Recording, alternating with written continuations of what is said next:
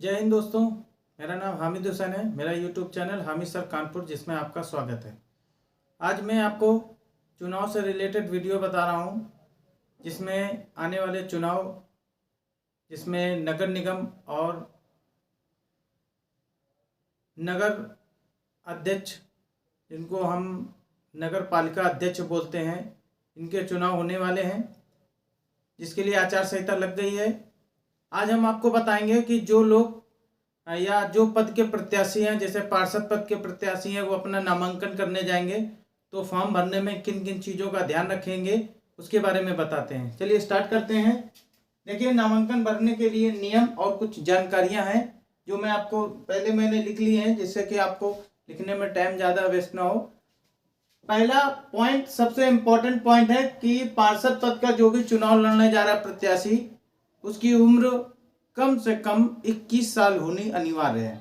अगर वो प्रत्याशी की उम्र 21 वर्ष नहीं है तो उसको इनवैलिड कर दिया जाएगा, उसका नामांकन रद्द कर दिया जाएगा।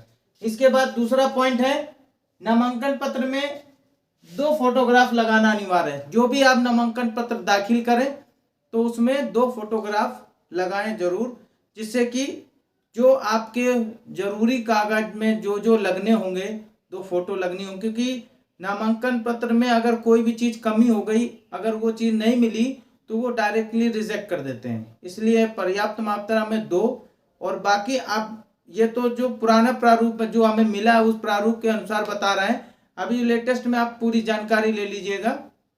अगर 2 की जगह में 4 हो तो आप 4 लगाए, लेकिन अभी तक तो जानकारी के हिसाब से 2 फोटोग्राफ के लिए बताया गया, 2 फोटोग्राफ अनिवार्य है। और वो फोटोग्राफ लेटेस्ट हो या अब 1 दिन पहले की हो, या अगर आपके पास पुरानी हो तो 1 माह से ज़्यादा ना होना चाहिए, 1 माह के भीतर ही होना चाहिए वो फोटो। लेटेस्ट हमारे हिसाब से तो लेटेस्ट फोटो होना चाहिए। जिस दिन नामांकन या आपका वहीं पे फोटो करा लिया, या फिर अपना 1-2 दिन पहले आप फोटोग्राफ खिंचवा लें जो आपको उसमें सबमिट करना होगा।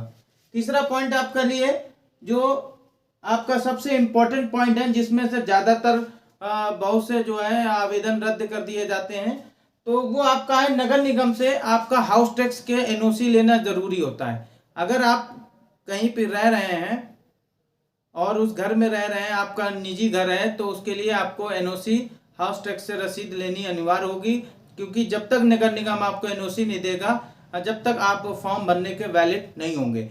एक आपको और एनओसी लिखना होगा जो जलकल विभाग से होगा, जल निगम से होगा, वो भी आप एनओसी जरूर ले लें। वैसे बहुत से लोग तो एनओसी नहीं लेते हैं और नगर निगम के ही एनओसी से काम चलाते हैं, लेकिन आप ऐसा भूल ना करिएगा।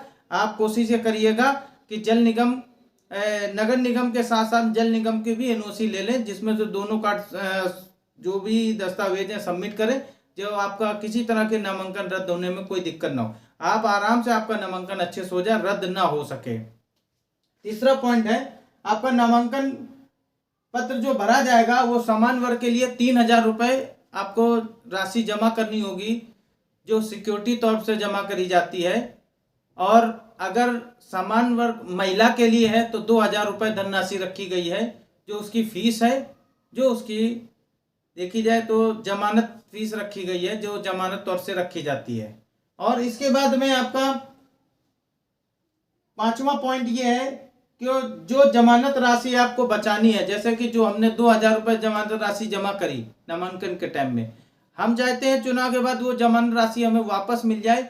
उसके लिए सबसे इम्पोर्टेंट पॉइंट ये है कि आपको जो भी वैधता जो वोट ऑफ परसेंटेज होगा, उसका आपको छठा हिस्सा, मतलब 6वां भाग आपको लाना अनिवार्य होगा। अगर आपने वोट ऑफ परसेंटेज के हिसाब से 6वां भाग आप ले आते हैं तो आपकी जमानत बच जाती है, और वो पैसा आपको जमानत तौर से जो भी जमा किया है वो वापस हो जाएगा। इस तरह 6वां पॉइंट है, अगर आप SC ST के कैंडिडेट हैं तो SC ST कैंडिडेट के लिए सबसे ज़्यादा इम्पोर्टेंट पॉइंट ये है, जो भी आपका जाति प्रमाण पत्र लगेगा वो 6 माह के अंदर का होना चाहिए, ना कि 6 माह के दूर। मतलब आपका जो भी जाति प्रमाण पत्र है वो 6 मंथ इम्पोर्टेंट है, 6 मंथ का होना अनिवार्य है। ये चीज़ आप ये नहीं आप लेटेस्ट बनवाया, अभी बनवाया, जाके सबमिट कर दिया, ऐसा नहीं है। आपका 6 मंथ इम्पोर्टेंट है, 6 मंथ का होना इम्पोर्टेंट, या 3 मंथ हो, 4th मंथ हो, मतलब एक इसका एक्यूरेशन बताया, 6 मंथ के लिए इम्पोर्टेंस बताया। तो इस तरह ये आपके 6 पॉइंट है। 7वां पॉइंट आपका सबसे इम्पोर्टेंट पॉइंट ये है कि जो भी आप आवेदन फॉर्म भरें, खास करके नगर निगम कार्यालय जाकर वहां पर जो वकीलों का बेंच बैठा हुआ है, तो नगर निगम से रिलेटेड जो भी वकील होंगे जिनको ऑथराइज किया गया है कि यही वकील आपके फॉर्म को वेरीफाई करेंगे, हलफनामा और जो फॉर्म में जो भी डॉक्यूमेंट्री जो भी इंपॉर्टेंस होती है डॉक्यूमेंट को वेरीफाई करने का होता है एडवोकेट के अथॉरिटी में, तो वो उन्हीं के ही डॉक्यूमेंट सबमिटिंग में लगेगा। अदरवाइज आपने किसी वकील को लगाया, किसी वकील का डॉक्यूमेंट लगाया तो रिजेक्ट कर दिया जाएगा। हाँ, कचहरी में उन वकीलों को भी अप्रूवल दिया गया है जो लोग नगर निगम से ऑथराइज करे हैं, नगर निगम से अपना टाई अप करे हुए हैं। तो सबसे ज्यादा इंपॉर्टेंट ये है नामांकन के टाइम, सबसे इंपॉर्टेंट चीज ये है कि आपका जो ये मैंने 6 पॉइंट आपके ये बताए हैं इनका ध्यान रखना है। और आपको सबसे एक और इम्पोर्टेंट पॉइंट यह है, अगर आपका किसी तरह का पुलिस केस हुआ होगा या किसी तरह से पुलिस केस हुआ हो, पहले हुआ हो या लेटेस्ट में हुआ हो, तो आप उसकी जानकारी जरूर दें। उसके लिए आपको थाने से उसकी एक कॉपी नकल कॉपी निकलवाएं और निकलवाने के बाद उसकी आप तहरीर और उसके बारे में जानकारी उसमें जरूर दें, नहीं तो जिससे कि आपका फॉर्म बाद में किसी तरह की कोई रिजेक्शन में ना आ जाए। इसके बाद में एक पॉइंट और आपका है, इंपॉर्टेंट पॉइंट है, वो ये है कि आपको अपनी आय व्यय का विवरण देना इंपॉर्टेंट है। आप